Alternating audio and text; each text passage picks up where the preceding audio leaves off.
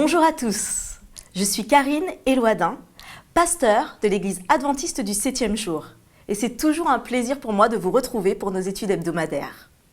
Nous sommes en compagnie cette semaine de nos invités pasteurs. Mathieu Fury, bonjour. Bonjour. Stéphane Ecaris, bonjour. Bonjour.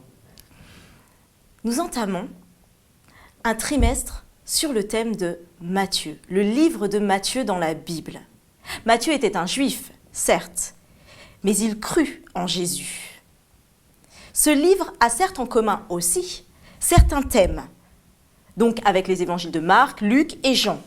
Mais Matthieu, plus particulièrement, lui, va mettre l'accent sur le rôle messianique de Jésus. Un message d'espoir, un message aussi de réconciliation, qui était adressé aux Juifs premièrement, mais à nous aussi aujourd'hui. Alors, Jésus, ce Jésus, il a fait ce qu'aucun autre ne pourrait faire pour nous. Et c'est ce que nous voulons vraiment étudier ce trimestre, cette histoire. Mais avant d'entrer dans le cœur de notre étude, je vais inviter l'un de nos invités, donc Mathieu, à prier avec nous. Voulez-vous ? Père Céleste, nous voulons nous placer sous ton influence afin de nous laisser conduire par toi dans la compréhension de ce texte magnifique, ces paroles prononcées par notre Seigneur et Maître Jésus-Christ. Que ton nom soit béni, que ton règne vienne. Amen. Amen. Amen. Alors messieurs, je me tourne vers vous parce que nous parlons, le sujet aujourd'hui, le titre de notre étude aujourd'hui est « Le sermon sur la montagne », un des plus beaux sermons qui fut prononcé. Et une question me vient, parce que dans ce sermon, qui est quand même du chapitre 5 au chapitre 7, nous sommes invités à lire, relire et méditer à la maison les enseignements que Jésus nous donne. Et il semble que nous mettions une importance particulière sur ce sermon sur la montagne, justement. Toutes ces paroles d'édification que Jésus a prononcées. Aussi, ces paroles où il nous remet en question. Alors je vais vous demander, pourquoi ces paroles sont particulièrement importantes? Pourquoi ce sermon sur la montagne est particulièrement important? Mathieu, voulez-vous commencer? Bon, déjà, je dirais que c'est un discours que Jésus a prononcé après avoir choisi ses apôtres. C'est donc un discours, on va dire, inaugural. Par là, Jésus va poser les principes même de son action dans le monde. Et il va montrer comment, il entend établir le royaume de Dieu sur terre. Et il va surprendre et ses disciples et les foules qui s'amassent autour de ses disciples pour l'écouter. Effectivement, c'est un texte littéralement monumental parce que déjà c'est le premier discours de l'évangile selon Matthieu. On sait qu'il y en a 5, donc c'est le premier. Et en plus, il contient des sentences, des paroles fortes, des exhortations à nul autre pareil. Le lecteur va de surprise en surprise, il est constamment déstabilisé et il ne cesse de se remettre en question lorsqu'il lit ce texte. C'est là que l'on peut toucher du doigt l'inspiration même des Écritures. On ne se lasse pas de lire et de relire ces 3 chapitres, les chapitres 5, 6 et 7 de l'Évangile selon Matthieu, parce qu'ils sont finalement inépuisables. Il y a là, on va le voir en creusant un petit peu, des richesses insoupçonnées. Ah, merci, oui. Stéphane. Je partage tout à fait cette position. Ce sermon est pour moi un cahier des charges que le Seigneur adresse à tous ceux qui souhaitent être membres de son royaume. Il va présenter ici de manière synthétique des éléments fondamentaux qui doivent être vécus, intégrés, assimilés par celui qui souhaite suivre Jésus en tant que disciple et être un membre du royaume du Seigneur.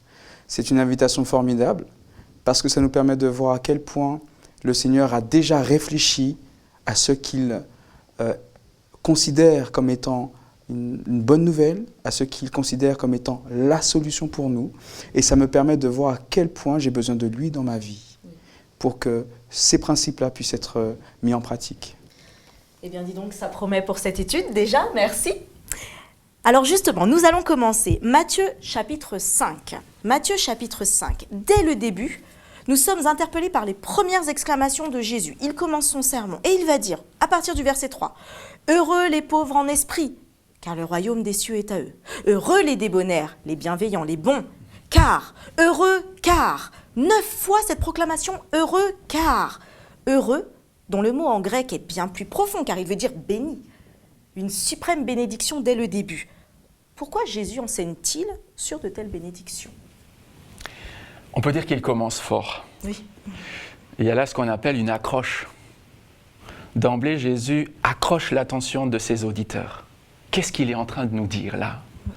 Et puis il y a ce phénomène de répétition. Heureux.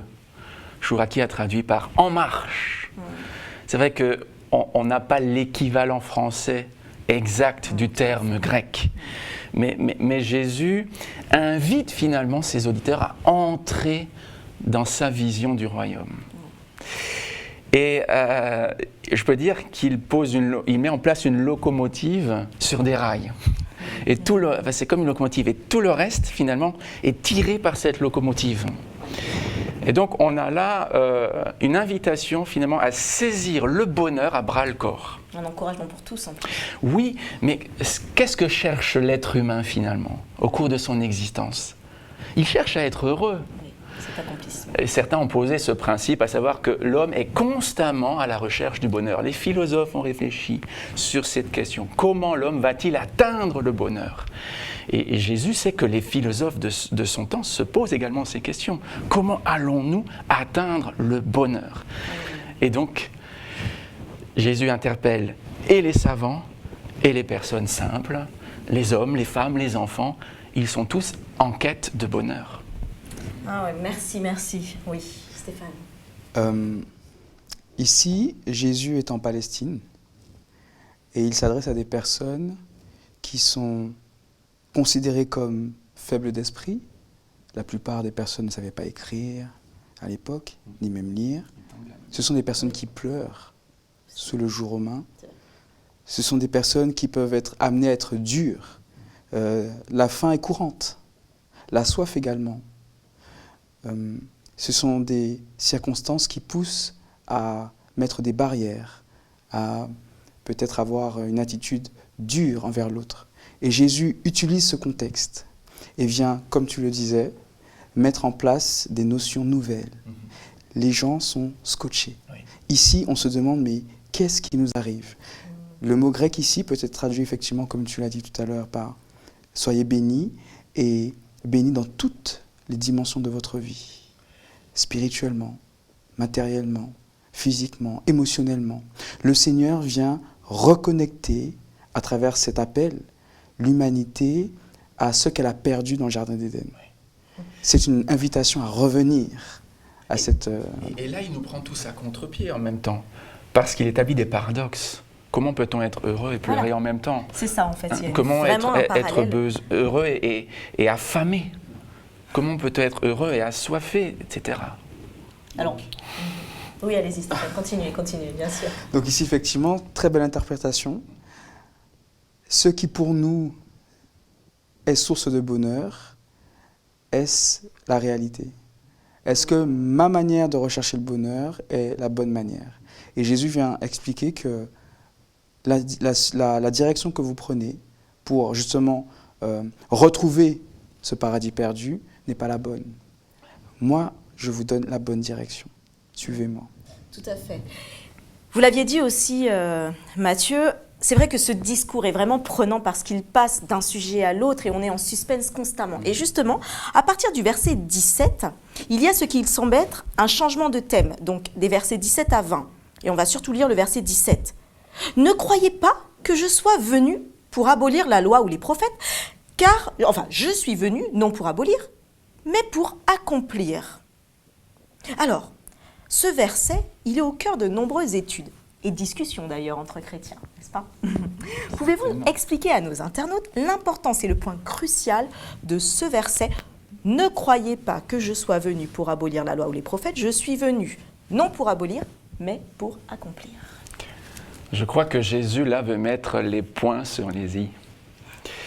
Parce qu'il est soupçonné de vouloir saper, justement, les fondements même de l'alliance. Hein, l'alliance que Dieu a conclue avec les pères de la nation juive. Et étant donné que Jésus passe pour quelqu'un de subversif, il va dire, eh bien non, ne croyez pas que. Là, vous égarez, vous vous trompez. Vous croyez que je viens pour abolir, que je remets la loi et les prophètes, autrement dit, la Torah, pour nous, l'Ancien Testament, en question, mais je ne le remets pas en question. Je viens l'approfondir, je viens lui donner tout son sens, et mieux que cela, je viens le porter à son accomplissement. C'est-à-dire que dans ma vie, vous allez découvrir l'accomplissement même de tout ce que contient la loi et les prophètes. Merci. Au moment où Jésus parle, il y a des espions envoyés par les pharisiens.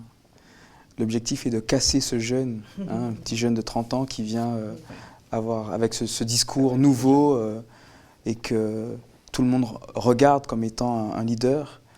On le surveille, Jésus.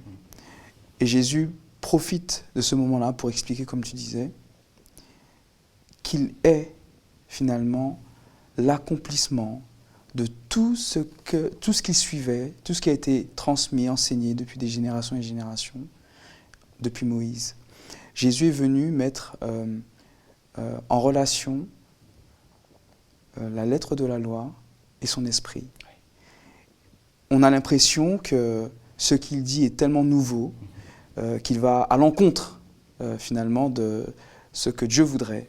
Mais au contraire,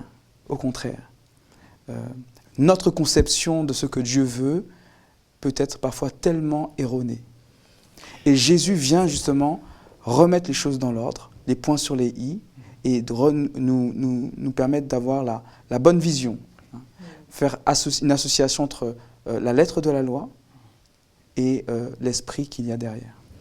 Et justement, alors attendez, parce qu'en plus on va continuer, parce qu'au verset 20, il est écrit toujours dans cette partie, et c'est une phrase qui m'a toujours marquée et qui me fait réfléchir. Car je vous le dis, si votre justice ne surpasse pas celle des scribes et des pharisiens, vous n'entrerez point dans le royaume des cieux. Alors on se souvient quand même qu'il a dit « heureux les débonnaires, heureux les pauvres en esprit ». Et là il nous dit « car je vous le dis, si votre justice ne surpasse pas celle des scribes et des pharisiens, vous n'entrerez point dans le royaume des cieux ». Ces scribes et ces pharisiens étaient baignés quotidiennement dans les Saintes Écritures. Comment moi qui travaille toute la journée, moi qui rentre et qui ai des enfants, ou qui étudie, qui ai des devoirs à accomplir, des devoirs à faire à l'école, des examens, et qui médite, certes, avec Dieu, je passe du temps avec Dieu, mais ce n'est pas tout le temps, ce n'est pas à 100% tout au long de la journée. Comment puis-je espérer être dans cette course avec des scribes, avec des pharisiens? Je ne fais pas le poids. Alors est-ce que cela veut dire que le royaume des cieux n'est pas accessible? Mais dans son introduction, Jésus a dit « Heureux ceux qui ont faim et soif de justice ». Et je soupçonne les scribes et les pharisiens de l'époque que je ne connais pas, mais je les soupçonne d'avoir été rassasiés de leur propre justice. C'est-à-dire de n'avoir plus faim et soif de ce quelque chose qui leur permettait encore de se remettre en question, d'apprendre. Ils avaient probablement le sentiment de tout savoir. Ils étaient dans une position d'autorité. Et comme vous le savez, quand on est en situation d'autorité, on est tenté d'en abuser. Et donc ils voyaient Jésus comme un trouble-fête, comme un petit rabbi qui jouait les grands. Mais ils n'ont pas compris quelle était la dynamique justement du royaume des cieux, dont Jésus se fait le héros, le porte-parole par excellence. Et donc il y a toujours un danger, je crois, de passer à côté de ce courant d'air que Jésus est en train de créer, qui nous aspire jusqu'à Dieu et qui nécessite finalement une remise en question permanente. Oui, tout à fait. Ce verset, pour moi, met en avant une certaine tension qu'on retrouve assez couramment dans la Bible, entre le fait que le salut est donné à tous et que tous les hommes sont invités justement à accepter ce salut. Mais en même temps, Dieu qui est pleinement miséricordieux, mais aussi des limites. Et ici, dans la version originale, il y a une double négation. On aurait pu traduire si votre justice n'est pas supérieure à celle des scribes et des pharisiens, vous n'entrerez jamais dans le royaume des cieux. En aucune manière, vous ne pourrez entrer dans le royaume des cieux. Alors, qu'est-ce que la justice des pharisiens? Peut-être très rapidement, beaucoup de commentateurs sont d'accord pour dire qu'il y avait à l'époque une pensée qui disait que le salut devait s'obtenir avec une balance qui était excédentaire du côté des bonnes actions, des bonnes œuvres. Il y avait une sorte de somme des mauvaises actions et des bonnes actions qui étaient faites par Dieu, et que lorsque la balance penchait du bon côté, lorsqu'il y avait plus de bonnes actions que de mauvaises, à ce moment-là, le salut était dû. Le Seigneur devait ouvrir la porte à la personne qui avait les bonnes actions. C'était cette vision-là qu'avaient la plupart des... Plus de bien que de mal. Exactement. Or, les pharisiens, eux, et les scribes notamment, étaient dans une position très favorisée à ce niveau-là, puisqu'ils étaient de grands observateurs de la loi, puisqu'ils savaient comment observer la loi, puisqu'ils étaient des leaders spirituels pour leur pays. Donc forcément, ils auraient eu les premières places dans le royaume des cieux. Mais Jésus vient casser ça. Jésus vient expliquer que le salut ne s'obtient pas en faisant des choses, mais en acceptant que Dieu ait toute l'autorité sur mon cœur et ma vie. C'est pas parce que je vais faire des choses que le salut me sera offert ou accordé d'office. Je crois que ces gens se complaisaient dans une conformité extérieure à la loi. Exactement. C'est-à-dire qu'ils recherchaient la justice cérémonielle en quelque sorte. Une justice religieuse, on pourrait dire aujourd'hui. Alors que Jésus les invite à une justice intérieure, voilà. La faim et la soif, ça se ressent. C'est quelque chose que l'on éprouve de l'intérieur. Oui. On est comme tu dis également, protégé en étant attentif à ce passage, parce que si je crois que le salut m'est d'office accordé en faisant telle ou telle chose, pour moi, le Seigneur me doit quelque chose et je ne ressens pas le besoin de le laisser intervenir dans mon cœur. Et c'est un grand danger. Par contre, si j'ai faim et soif de justice, et faim comme il pouvait avoir faim à l'époque, rester des jours sans manger, ne pas avoir d'eau courante, de l'eau potable, C'est toujours vrai aujourd'hui. voilà, pour beaucoup de personnes. pays. Donc, pour les auditeurs de l'époque, avoir faim, ça voulait dire quelque chose. Réclamer sans cesse quelque chose dont on a besoin pour vivre. Tout à fait. Et c'est cette justice-là que Jésus présente. Réclamer auprès du Père son action dans notre vie pour avoir accédé à cette transformation. Alors, vous parlez du Père, justement, Stéphane, et on va faire une petite transition, parce que là, c'est peut-être plus facile de voir, en fait, donc, ces pharisiens et ces scribes et de comprendre leur position. Mais il y a un autre verset, quand même, toujours en lien avec, quelque part, ce haut standard que Jésus, quand on le lit littéralement, que l'on comprend littéralement, au verset 48. Alors, ce que vous nous avez donné déjà comme élément nous a encouragés dans notre cheminement de foi avec Dieu. Mais il est quand même écrit, Matthieu 5, verset 48. « Soyez donc parfaits, comme votre Père céleste est parfait. » Alors, l'affirmation précédente était sûrement plus accessible que celle-ci même, parce que là, nous avons un enseignement quand même radical de Jésus. « Soyez parfaits, comme votre Père céleste est parfait. » Être parfait comme Dieu, ce n'est pas possible déjà. De fait, par ma nature, qui n'est pas divine, je suis humain et Dieu est Dieu, il est le Créateur. Expliquez-nous ce que Jésus veut dire dans ce cas. Alors c'est vrai qu'on est quelque peu désarmé face à cette exigence-là. Qui peut dire que la perfection est son apanage. Moi, j'ai tendance à mettre ce verset en parallèle avec un passage de l'épître de Paul aux Philippiens. Oui. C'est au chapitre 3 de cette épître aux Philippiens, à partir du verset 13. « Frères, je ne pense pas l'avoir saisi, mais je fais une chose, oubliant ce qui est en arrière et me portant vers ce qui est en avant, je cours vers le but pour remporter le prix de la vocation céleste de Dieu en Jésus-Christ. » Je crois que Jésus, là, nous invite à courir vers Dieu. Amen. Quelle belle image. Tout simplement. Alors c'est vrai que Dieu, on pourrait le comparer à une étoile inatteignable. Mais il faut prendre une direction. Et Jésus nous invite à prendre la bonne direction. À courir vers celui qui est parfait, qui est notre idéal, notre absolu. Et donc il nous invite en cela à devenir parfait comme il est parfait. Mais c'est quelque chose qui commence lorsqu'on entre dans le royaume et qui ne se termine jamais. C'est vrai. Ce texte me fait penser aussi au psaume 103, le verset 14, qui nous dit « Car il sait de quoi nous sommes formés, il se souvient que nous sommes poussière. » Dieu sait pertinemment que nous ne sommes que poussière et que cette perfection qui est demandée, comme on l'imagine, ne pourra pas être atteinte. Alors que dit Jésus ici? À mon sens, son objectif est de nous faire comprendre que nous devons aller dans une bonne direction. Et la direction qui est donnée, c'est celle du Père.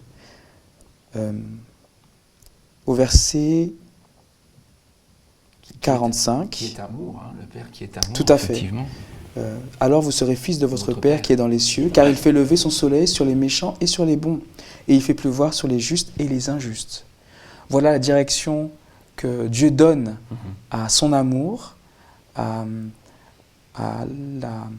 sa vision du royaume. Oui. Et le Seigneur, Jésus, souhaite que nous qui sommes des candidats au royaume des cieux, par sa grâce, que nous puissions aller dans la même direction. Ce n'est pas moi qui dois choisir la manière d'aimer, la manière de pardonner, la manière de prier. Ce n'est pas moi qui dois choisir comment mon interaction avec Dieu va se faire. C'est le Seigneur qui me présente le format que doit avoir mon élan vers Dieu. Et je pense qu'il a raison de nous encourager à aller dans cette direction-là parce que Dieu a la bonne décision. Et le terme qu'il utilise en grec indique justement le fait de viser un but, de courir vers une destination précise. Et je crois que le Seigneur nous invite quelque part à mettre en œuvre sa loi d'amour, puisque les 10 commandements se résument dans cette loi « Tu aimeras ton prochain comme toi-même ». Eh bien, Jésus nous invite à mettre en pratique cette loi d'amour qui est la loi royale, comme l'explique Jacques, le frère de Jésus. C'est une loi royale. Il nous invite à mettre en pratique la loi d'amour et même lorsque le prochain est un ennemi. Ça, c'est vrai. Ça, c'est vrai. Et c'est là que nous restons en fait quoi? Parce que nous ne savons pas aimer notre ennemi. Et Jésus nous invite en même temps à faire appel à Dieu et à nous accrocher à Dieu pour s'il est possible, aimer de cette façon-là. De grandes pensées quand même dans cette étude. Et il y a encore un autre parallèle que l'on peut faire. Dans Matthieu 13, c'est un parallèle intéressant avec le sermon sur la montagne. Jésus, dans la barque, positionné en face de la foule, comme sur cette montagne, en face de la foule, va leur présenter plusieurs paraboles. La parabole du semeur et d'autres paraboles concernant le royaume des cieux. Et les disciples vont alors l'interroger sur le but des paraboles. Il va leur dire, Matthieu 13 au verset 11, Jésus leur répondit, « Parce qu'il vous a été donné de connaître les mystères du royaume des cieux et que cela ne leur a pas été donné. » Alors je vais vous demander déjà de qui il parle quand il dit « cela ne leur a pas été donné », mais surtout en faisant le lien avec ce sermon sur la montagne. Cette question pourrait nécessiter une étude, bien sûr, à elle seule. Mais nous voulons savoir, que pourriez-vous nous conseiller, parce que ces études sont aussi très pratiques, que pourriez-vous nous conseiller afin d'entrer dans ce plan que Jésus nous propose ? Que pourriez-vous nous conseiller pour entrer dans ce plan que Jésus nous propose? Nous avons le sermon sur la montagne, nous avons les paraboles que Jésus nous donne sur ce royaume des cieux. Voilà, nous concrètement. Je crois que Jésus a terminé de manière très concrète justement son discours. Je pense au sermon sur la montagne, en invitant ses auditeurs à mettre en pratique ses paroles. Donc, il me semble qu'effectivement, que ce que Jésus a prêché là, il l'a prêché pour que nous puissions changer nos habitudes. Après avoir changé notre façon de penser, Jésus veut créer une nouvelle dynamique dans notre vie. une dynamique d'amour, j'ai envie de dire, dans laquelle le prochain va occuper une place de choix. Donc pour moi, les mystères sont là, c'est-à-dire entrer dans les mystères du royaume des cieux, c'est comprendre, avec l'aide de Dieu, l'enseignement du Christ, et parvenir là aussi avec l'aide de Dieu à réaliser cet enseignement. Et il me semble que c'est d'abord dans la capacité à pardonner que se réalise cet enseignement. C'est vrai que je ne l'ai pas exprimé tout à l'heure, mais quelle est la perfection de Dieu ? C'est sa capacité à pardonner. C'est Luc qui souligne cela lorsqu'il reprend le sermon de Jésus sur la montagne en disant « Mais finalement, soyez capables de pardonner comme votre Père est capable de pardonner. » Et pour moi, c'est un critère, c'est d'apprendre à pardonner comme Dieu pardonne. D'accord, merci. Si vous pouvez juste nous dire quand il leur dit « Cela ne leur a pas été donné », et donc juste nous dire de qui il parle et nous expliquer vous aussi ce que vous pourriez nous apporter concrètement par rapport à ce message. Alors ce que je comprends, en tout cas pour m'aider à comprendre, je mets en parallèle ce passage de 1 Timothée, versets 3 et 4. « Cela est bon et agréable devant Dieu, notre Sauveur, qui veut que tous les hommes soient sauvés et parviennent à la connaissance de la vérité. » Donc, soyons clairs, Dieu veut que les hommes soient sauvés. Et à mon sens, celui qui ne veut pas voir ne verra pas. Celui qui ne veut pas comprendre ne comprendra pas. Et le Seigneur est en train de dire, je veux que vous compreniez. Donc je vous demande, je vous encourage à accepter mon explication, à m'accepter moi dans votre vie. Mais si vous ne voulez pas entendre, si vous ne voulez pas voir et ne voulez pas comprendre, vous ne comprendrez jamais. Et cela ne vous sera pas donné de comprendre. Dieu nous demande d'être dans une démarche d'humilité, de nous considérer comme des petits-enfants. D'ailleurs, il va le dire dans un autre passage. Lorsque je me considère comme un petit enfant qui a besoin de ses parents pour vivre, et si moi, en tant que croyant, je me considère également comme un enfant qui a besoin de Dieu pour vivre, à ce moment-là, je serai prêt à entendre ce que Dieu me demande. Si je ne suis pas prêt à entendre, si je ne veux pas voir, bien, ma foi, il y a très peu de chances que je puisse arriver à voir quoi que ce soit. Eh bien, merci à tous les deux, donc pasteur Mathieu Fury et pasteur Stéphane Caris. Vous avez vu, ces études sont riches sur le livre de Matthieu. Et nous vous invitons à vous entrer dans ce plan de Jésus.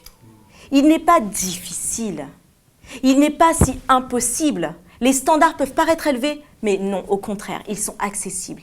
Ayons soif de le découvrir. Je vous dis à très bientôt et encore bonne étude. En Jésus, soyez bénis. Au revoir.